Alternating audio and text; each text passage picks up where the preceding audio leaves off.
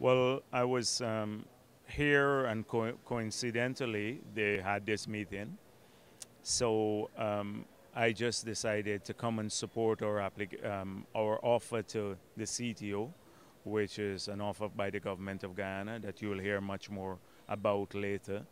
Um, but also to apologize for not doing the feature address when the conference was held in Guyana in person. I had to do it from a hotel room in Beijing with a computer in front of me. On that trip, although I had made a prior commitment, I was visiting 16 countries in Asia and Africa as in my role as Goodwill Ambassador for the three forest basins to try to get an agreement signed that would really give developing country or allow developing country to take ownership of their forests and to strike a balance between development and environmental protection. So we have made a lot of progress in that regard. What about financing? I know one of the things is financing. How has Sure. that been? Well, we in Guyana, when we started saying that we will trade forest carbon, most people thought we were crazy because there was no market for forest carbon at that time. We have received 70 million US dollars already. Probably in another few months, another 40 million. We would have, in 2 years, earned 110 million US dollars from trading forest carbon for the country. But outside of that, there are large pools of resources that have been pledged through Copenhagen and at other fora. And I'm worried that if the Caribbean is not seized with a sense of urgency and start preparing itself through solid projects for mitigation and adaptation to climate change, then we may not be able to access those resources in a timely fashion. Other countries that are more prepared and regions will get most of the money. So there are pools of money. I'm a bit concerned that it's being disbursed too slowly by the international community. But on the other hand, I'm also concerned that we in the Caribbean are not paying enough attention to the issue.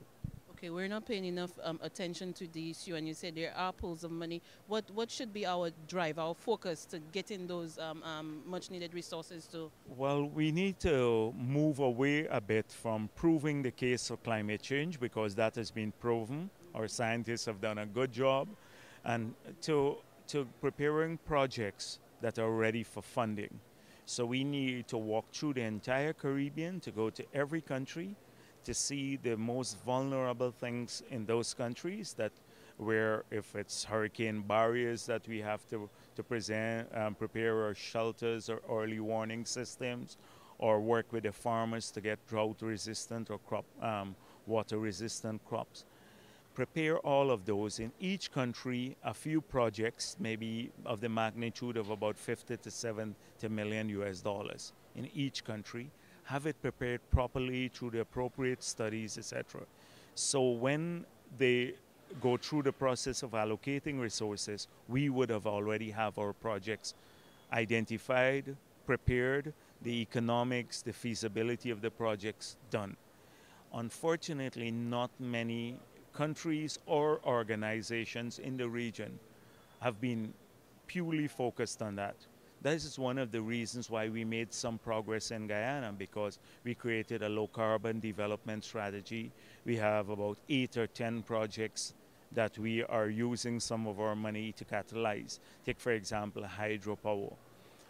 Part of the resources will help to catalyze an investment in hydro. Hydropower will supply 95% of our electricity needs. We will probably become the #1 country in the world in terms of renewable energy. That presents a huge saving for the country in foreign currency. It will improve our balance of payment situation and at the same time make power cheaper to our people and for industries. So this is the kind of approach that I'm urging that we take. Okay, energy has been a focus of some of the ministers recently. They met in Barbados with the Mexican president and stuff. What should our focus be going to Rio so that we can really get our message Sure. through? Because you're saying this is a really, really big issue for us. Yes, we have to be prepared. We have to know what we want, what kind of energy mix, what's the potential in our country. So in Guyana's case, again, we're looking at hydropower for the areas that are connected with the grid.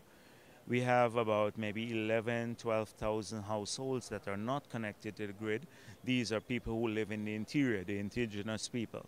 So they are each now getting a solar panel from the government, so they will have power in their homes too. Then we're looking at the possibility of doing some ethanol, which will be blended with our fuel, the gasoline, so that we can have lower emissions. This sort of thing we're looking at in Guyana. We've studied wind energy and found that in some areas in Guyana it's not feasible. But other Caribbean countries can probably have good geothermal and wind power, use that to their advantage, as well as solar. So it is knowing what we want first, what is our asset, doing inventory, preparing for that, and being ready. The Rio meeting, on the other hand, a lot of the things that we're hoping for may not be, we may not get them because it's negotiated beforehand, much of this stuff. And so far it has been too declarative. There are very few projects, and unfortunately the financing aspect is lacking there. So if we do not get most, as you're saying, we won't get most of what we're pushing for. What should be our next move then? No, we have to ensure that our ideas are captured in the document. For example, green growth. But there are different models of green growth. We can't have a North American or a developed country model of green growth for a developing country. And if we allow it to become a conditionality without paying attention, then we'll find ourselves in greater trouble. So we have to be very vigilant that the direction is clear, that we have green growth, but with appropriate help to the developing world, practice getting their own model. Sustainable development, but the resources to assist us must be there too. So we have to, first of all, get the policies right, and this is what we're trying to get in the Rio document, and then come after the sources of financing. Okay, you mentioned 17 million. Yes, is that specifically for Guyana or for? Yes, that's for Guyana, by trading forest carbon, that people thought was a harebrained scheme. When I mentioned it first, some of the guys in Guyana thought I was mad, and it happened. Okay, what about we're here in New York for Caribbean Tourism Week, and one of your pushes for sustainable tourism. Yes. Is that achievable for us? Yes, it is. In fact, there is no other way, because without our tourism being developed in a sustainable context, we'll lose our tourism assets.